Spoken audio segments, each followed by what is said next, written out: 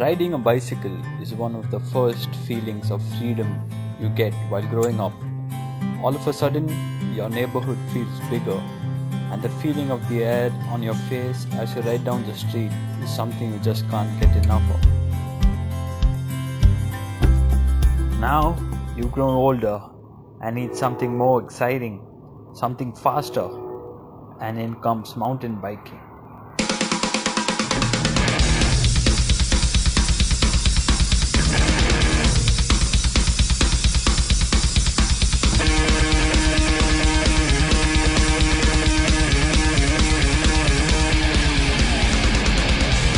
Your old bikes from Walmart or Target just can't handle the beating from riding through a rugged mountain bike trail. What you need is a mountain bike, and a good one.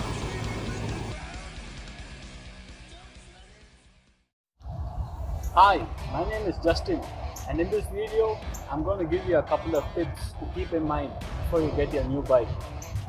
There are a lot of options out there, from cheap to high-end bikes, and depending on what kind of terrain you live close to or want to ride on, it might be a good idea to know what kind of bike that will suit you best. Alright then, let's get into this. First things first, consider what kind of terrain you want to ride on. A lot of times, this would be just where you live close to. There's all different types of mountain bikes, going from hardtail, which is a good all-rounder, to full suspension downhill bikes, which are built to do exactly what they're called, go downhill. Now let me tell you guys, mountain biking is not a cheap sport to get into, and in fact it can become really addictive, because you want to start upgrading your components to your bike and make it the best you possibly can. When you walk into that bike shop, have a budget and try to stick to it. If possible, think about having some money left over so you can get some protective gear such as knee pads and helmet. Once you're really into the sport, that's when you can start thinking about upgrading your bike and perhaps even getting a better model.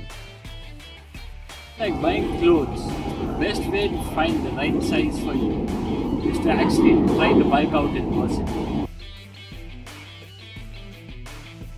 That might be possible if you're buying your bike from a shop, but a lot of people these days are buying their bikes online since you can find better deals and options. If that's the case, look at the manufacturers' websites that should have detailed measurements that you can go compare to a bike that you've used before. So now you've decided on the bike you want to get and you've considered your budget. So now it's actually time to go and buy it. It's often cheaper to buy a complete bike than go down the custom route of buying a frame than buying all the bits. But even when you buy a complete bike, there still are some options. Sometimes you get the option of having a better frame with cheaper components for the same price as a cheaper frame and better components. Personally, I would always go for a better frame and cheaper components because everything else is going to wear out quicker than your frame.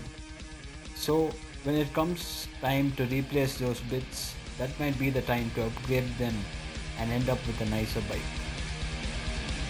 There you go. Those are a couple of tips that I hope might help you choosing your bike. Thanks for watching.